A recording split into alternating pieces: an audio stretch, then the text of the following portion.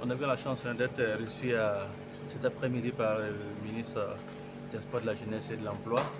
Le commissariat général a souhaité cette audience pour présenter officiellement au ministre des Sports la date de la prochaine édition des Talons en Or. Le ministre a pris connaissance de la date, c'est le vendredi 13 juin 2025 à Canal Olympia Ouaga 2000. C'était l'information principale de cette audience avec le ministre. Naturellement, vous savez que le ministre sera à son premier étalon en or. Il nous a paru nécessaire de lui présenter l'événement étalon en or. Et il a accepté déjà de nous accompagner. Il a prêté une oreille très attentive à ce que nous avons dit. Et nous avons souhaité pour cette année associer et son image et l'image de ses collègues ministres des Sports du Mali et du Niger, donc à étalon en or, ce qu'il a accepté. Et incessamment, bien sûr, nous enverrons les courriers dans l'espoir d'avoir avec M. Roland Somda le 13 juin prochain, le ministre des Sports du Mali et du Niger.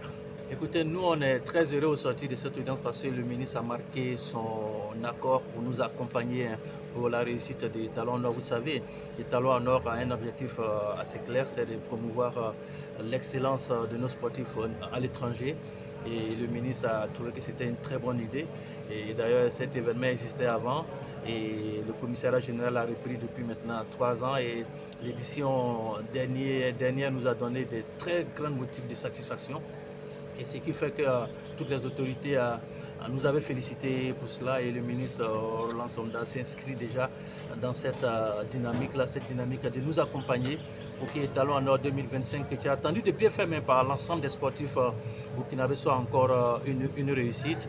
Nous, on reviendra le voir maintenant. Il fait partie prenante de cet événement-là, donc on lui fera le point étape par étape pour qu'il soit informé et puis puisse surtout rendre compte à qui de droit pour que les petits plats soient mis dans les grands et pour que le 13 juin prochain, l'événement soit comme nous le souhaitons, un grand événement national et surtout international parce que ça implique désormais plusieurs pays. Pour cette première édition, il y a un prix de reconnaissance qui est prévu pour M.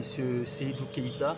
Vous savez, dans notre leitmotiv, il y a déjà le prix Nouveau-Drago pour la solidarité qui encourage donc les sportifs à œuvrer dans l'humanitaire et dans le social.